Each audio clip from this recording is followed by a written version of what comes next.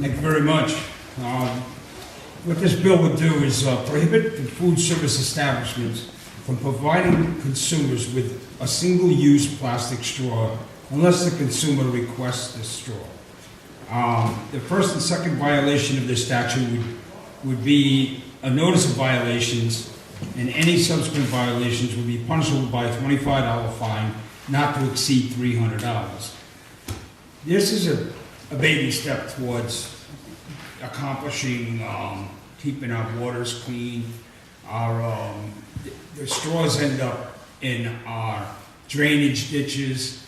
They end up inside turtles' noses. They're really bad for our fish and wildlife. We have to start reducing the amount of plastics we bring into our environment, and this is a good way to start. It's a small step, but again, it's a step. And I've got some excellent witnesses here, so I will let them do their thing. Thank you very much. Yes, sir. Any questions for Chairman Bennett? No. All right, we're going to start going through here. There are certain similar names that have been called that are not here, so I'm going to try and, while we have somebody else talking, we're going to try and decipher who's here. So we're going to start with Amy Moses from the Conservation Law Foundation, and she is in favor of it. Yeah, I know about the switch. If you want. Yeah, sure.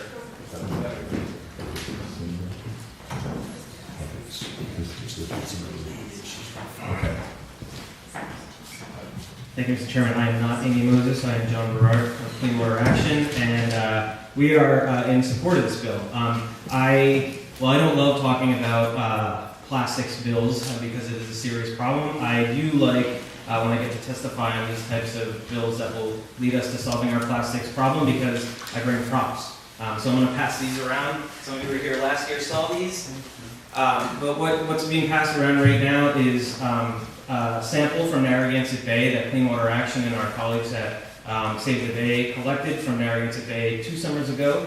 It is a trawl we trawled for microplastic pollution in 12 spots in the bay from the hurricane barrier down to Newport Harbor.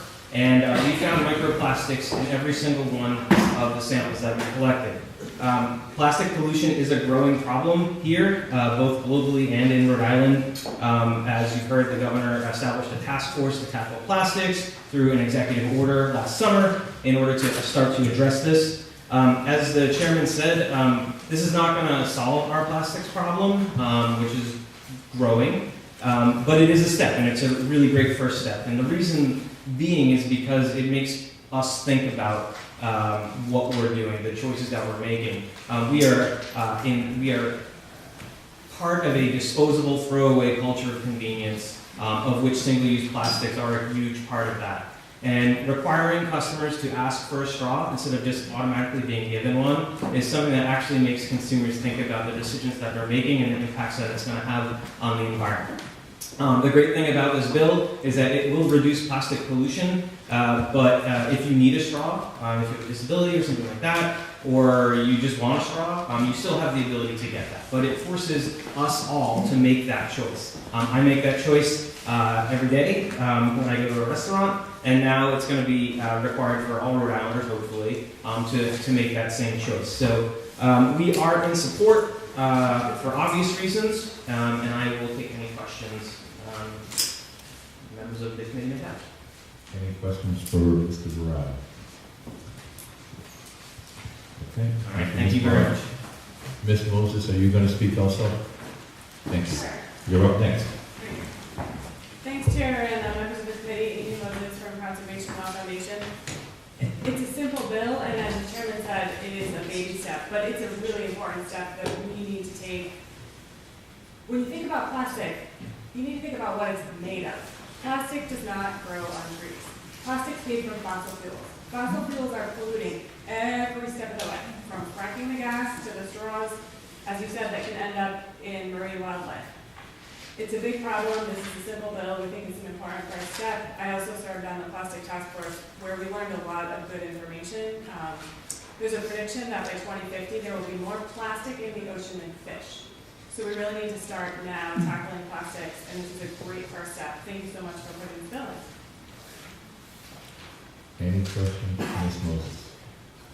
Representative McEntee. Not a question, just a comment. I think it's a great bill, Chairman. And I like that you addressed, we had that one letter from the people with disabilities, and you've made it clear if you need a straw, you have to ask for one. And I think it's great, Amy, I don't know if you've noticed, but a lot of the restaurants are already doing this, that I see. Yes, some places have started doing it voluntarily. We also submitted some testimony. Representative Walsh, you will find the footnotes are not nearly as exciting. You mentioned earlier, but there's a ton of information in here, especially in the footnotes, if you're interested in more aspects of plastic. It references the voluntary programs that are already underway, but this would have everyone doing that, and we think that's important. Thank you. Any other questions? You want to take over? You can. Thank you. Thank you, Ms. Moses. All right. I'm just going to go through some names here.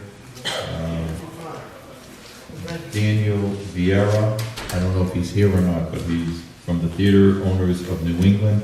He says written testimony only, but he is opposed to it as drafted. Dino Picelli from Cinema World. Please proceed.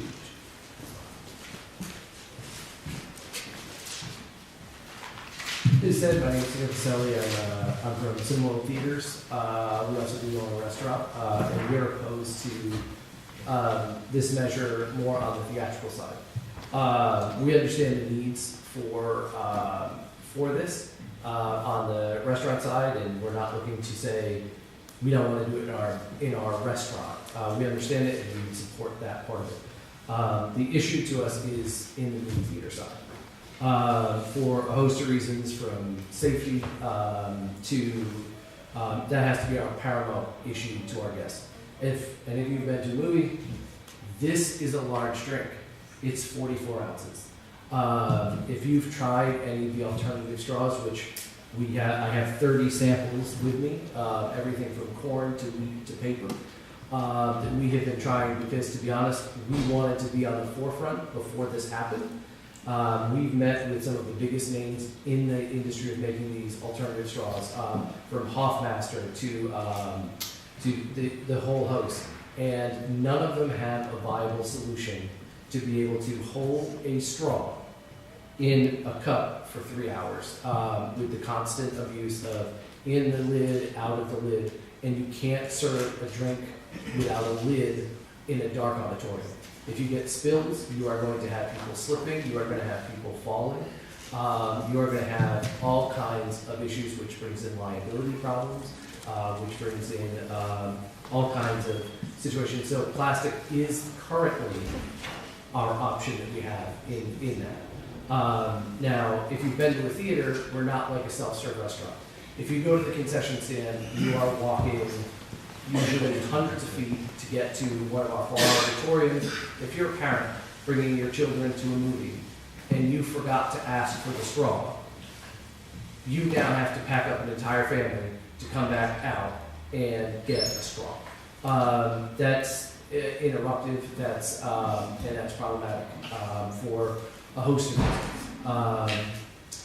You're also talking here. The difference is for the most part, all of our waste is contained. We are big supporters. I can say, especially at Cineworld, we have our own giant recycling container where all of our cardboard gets recycled. That we take care of through, because we do support making us a better, healthier environment. We actually work with biodiesel as well, and we're very big into making sure the environment. But this type of situation, in a respect to a movie theater, we kind of feel causes more problems to a guest in safety concerns, and as far as what a guest, and the inconvenience to a guest, and there's a cost factor. I'm not going to lie, I'll put that out there as well as a time factor. We're at a very specific time. You come to a 7 o'clock movie. You get there at 6:55, there are lines. That's why most all movie theaters do self-serve straws. They're at your butter stations or they're on your counters so that the guest doesn't have to take a straw, but they choose to take a straw from one of our dispensers if they want one. So that's, so we already, in essence, do similar in the aspect that the guest doesn't have to take a straw if they don't want it. But for us to have a guest ask us specifically, that's going to put a burden not only on the customers, it's going to, and to do something that we essentially are already doing. I really do appreciate your time listening to what what kind of our concerns are on the theatrical side. And like I said, we don't really have any concerns on the restaurant side. We have a full-serve restaurant, and we could very easily do that straws on that side. And we think it's a great bill as far as that side of it goes. Open to any questions, Andrew. Any questions, Representative McAfee? Thank you, Mr. Chairman. One of the things is, well, obviously, if you hand someone that cup with no straw, I think they'd say, where's the straw? So there's the request. But what about the tops like they do on coffee cups that They don't make a sippy lid, I'm sorry, I don't mean we call them sippy lids. Sippy, whatever. I get what you mean. And, they just don't make them for this size cup. And part of that is the movie theater industry is wanting to serve a 44-ounce drink cup so we can get $6.50 for it. I understand that aspect of it too as well. But, like I said, I live in Johnston. I've been a resident of the state for a long time. I live right near the landfill. And I would love to see less stuff in our landfill. Don't get me wrong on that. And if that becomes a viable option, we're not opposed to that if the options exist. Currently, there's just not an option for us that we've been able to find. And besides myself, National Amusements has done the same thing. We have, like I said, I've got the most bizarre straws we've tested, like a wheat straw that will last, but the second you put any pressure on it, it cracks in half. That's not going to work. Like I said, we've met with so many vendors on this. We go to trade shows, we do all of that, and if there's a viable option, we're okay with that. A bamboo straw. I'm sure Dunkin' Donuts knows where to get them. A bamboo straw would work, except they don't make them in this size. And we've met with them, and I have samples of their 7.75-inch straw, which is the largest they make. We need at least an 11-inch straw. Yes, that. We have to reduce the size of that drink. I don't know who wants that's a huge drink, but It comes with free refill. How do they sit through the movie? I don't know how they make it. Well, thank you. Any more questions for Mr. Casella? The only comment I have is I do frequent your cinema. Just went there a couple of weeks ago and saw Bohemian Rhapsody. Very good movie. Do you use a straw? I do use a straw, yes. Because I am a klutz and I would spill it all over myself. So, I do use a straw.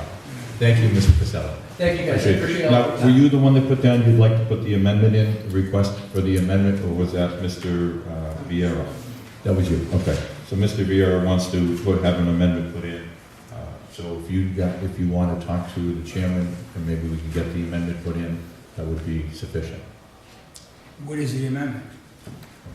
No, when you testify, you're gonna do that, Mr. Martesian, that's fine. I want to just that the workers that you within the Excellent. Okay, Thank you. very good. Thank you. justice.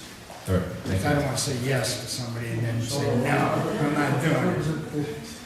Thank you very much, Okay, Mr. so Martesian. let's go to the next one. Is Meg Kerr here from the Environment Council of Rhode Island? Yes, she is.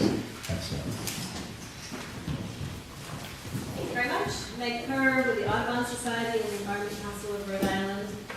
I just wanted to make a couple of points based on what we've already heard. One is that I'm pretty sure that California has a straw bill. It would be interesting to see how they have addressed the movie theater concern. That might be worth looking into. And I think the environmental community is interested in whatever amendments are being considered. I'd like to see those too if we could. I think it's important. when you think about plastic straws, at least when I think about it in the context of plastic pollution, it seems so minimal. But in the fact sheet the piece of material that CLF gave you, they point out that when these beach surveys are done, when trash is picked up at the beach, plastic straws are the 7th most common item found. So they're everywhere. So people do use them a lot, and it is a problem. So we support this bill, the Audubon Society and the Environment Council. Thank you. Thank you. Any questions for Ms. Kerr? No, thank you, Ms. Kerr. Thanks. All right, next one on the list is, and I hope I don't butcher the first name, is it Topher Hamlet or Topner?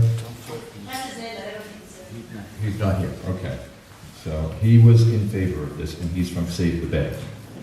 Next one is Sarah Bratko here from the Rhode Island Hospitality. I don't see her, so.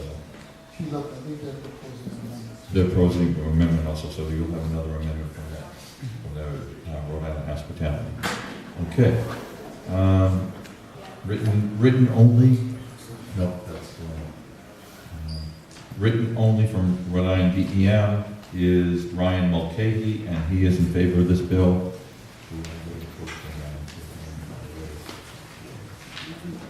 Next one up would be, Alex, are you going to speak? Yes, Alice Kithis from Climate Action, Rhode Island. Good evening, Alex. Hi, good evening, Chair and members of the committee. I'm just going to speak very, very briefly, not on behalf of Climate Action Rhode Island, but I'm a member of that. Okay. Yeah, I mean, I'm very much in favor of this bill. I think, it's pretty common sense. I think we drafted a very good bill. And I was a waiter for a year and a half, and there were many, many instances where we had to give people straws, and those straws were still on the table when the people left, not unwrapped, and they had to be thrown away. And that's just, that's a perfect example of where this bill addresses a huge problem, because those straws get thrown away and then cause all of the problems that you're all familiar with. So I think this is pretty common sense, and I really hope you pass it. Thank you. Any questions for Mr. Kithis? Thank you, Alex. All right. Next one we have, I don't think she's here either, is Elizabeth Seaver, and she has an amendment suggestion also, so I guess we're going to have quite a few amendments possibly. So we'll move on from there. Next one up is Catherine Saunders from Providence. Is she here? Catherine? No? Going once? Going twice? Okay, we'll move on. And she's in favor. And the last one, since Mr. Dakota and Mr. Gates are not here, is Lee Wilder. Is Lee here? It says something about not testifying, but... Yeah, I think she She left? Okay, thank you, Alex. All right, so this will conclude the hearing on House Bill H 5314.